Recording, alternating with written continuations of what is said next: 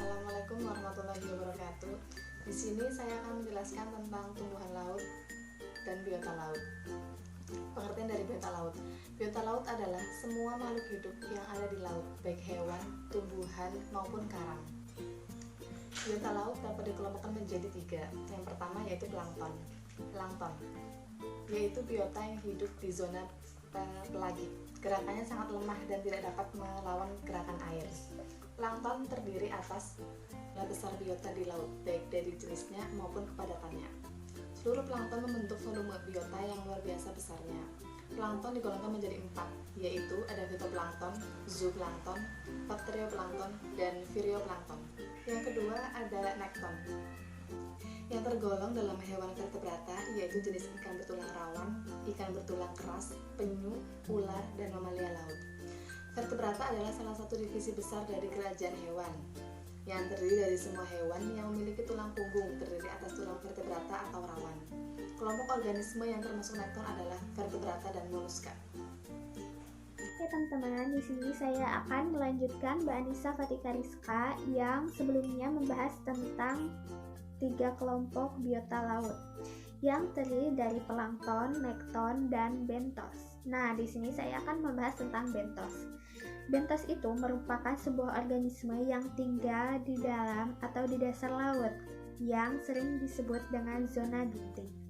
Bentos sendiri dikelompokkan menjadi 3, yaitu biota menempel, biota menyerap, dan biota meriam. Biota menempel contohnya spons, stilitip, dan tiram. Biota menyerap contohnya kepiting, udang, dan karang.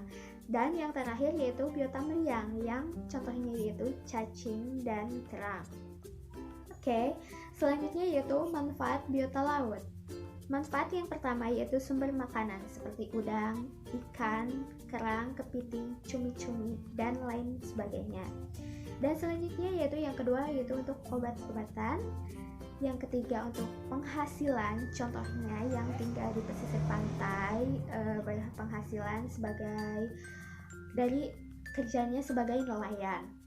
Dan yang keempat yaitu daya tarik wisata, contohnya seperti diving. Dan yang terakhir yaitu sebagai untuk meningkatkan gizi. Dan seperti yang kita telah ketahui, contohnya yaitu ikan dan rumput laut. Saya akan melanjutkan pemaparan materi dari Nur Aisyah. Ya, di sini ada tumbuhan laut. Salah satu tumbuhan laut yaitu adalah rumput laut. Rumput laut atau seaweed secara biologi merupakan salah satu anggota alga yang merupakan tumbuhan berklorofil.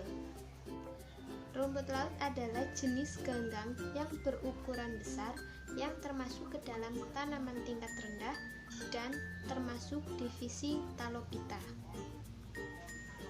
Adapun jenis-jenis rumput laut yaitu Gracilaria spp, Euchema muricatum, dan Sargassum spp. Baik, saya akan melanjutkan presentasi dari Meli. Yang pertama ada Gracilaria sp. Gracilaria sp merupakan jenis rumput laut yang banyak terdapat di perairan laut Indonesia. Ciri umum dari Gracilaria sp mempunyai bentuk talus silindris atau gepeng dengan percabangan mulai dari yang sederhana sampai dengan yang rumit. Di atas percabangan umumnya bentuk tali atau kerangka bentuk tanaman, agak mengecil, permukaannya halus atau berpintil-pintil. Diameter talus ini berkisar antara 0,5 sampai 2 mikrometer. Panjang dapat mencapai 30 cm dan Gracilaria sp ini tumbuh di rataan terumbu karang dengan air jernih dan arus yang cukup ideal yang berkisar antara 20 sampai 28 part per million. Gracilaria sp ini memiliki talus yang berwarna merah keunguan atau bisa juga berwarna abu kehijauan. Gracilaria sp ini dapat dimanfaatkan dalam bidang pangan maupun non-pangan. Untuk bidang pangan, Gracilaria sp ini dimanfaatkan untuk serat pangan, penjernih aneka makanan atau minuman, dan bahan pengental, juga penstabil produk olahan susu. Sedangkan untuk bidang non-pangan, Glasier SP ini biasa dimanfaatkan untuk pasta gigi, kosmetik, maupun obat-obatan. Rumput laut jenis kedua ini adalah Eucheuma cottoni, adalah jenis yang paling sering dibudidaya di perairan laut Indonesia. Sebagian besar rumput laut jenis Eucheuma cottoni ini digunakan untuk bahan baku industri. Eucheuma cottoni mengandung antioksidan dan bahan baku pembuatan kosmetik dan farmasi sebagai bahan pembuatan gel, pengental, dan stabil. Menurut Nehan tahun 1987, rumput laut merupakan jenis tumbuhan yang tidak memiliki akar, batang, dan daun sejati. Keseluruhan dari tanaman ini merupakan batang yang dikenal dengan talus.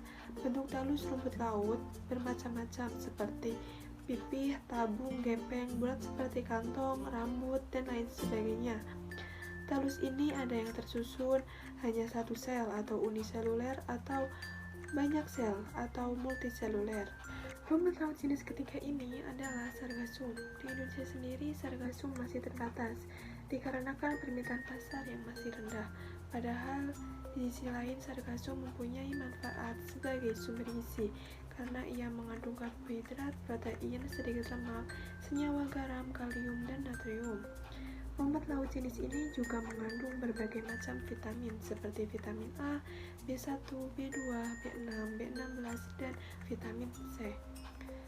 Sargassum sp ini bermanfaat sebagai bahan makanan manusia, mengandung protein, iodin, obat gondok, antibakteri, antitumor, serta sumber alginat, tanin, dan fenol. Menurut KADI tahun 2004, sargassum merupakan salah satu marga yang termasuk dalam kelas Phaeopiceae. Sargassum sp ditemukan sebanyak 150 jenis yang dijumpai di daerah tropis, subtropis, dan daerah bermusim dingin.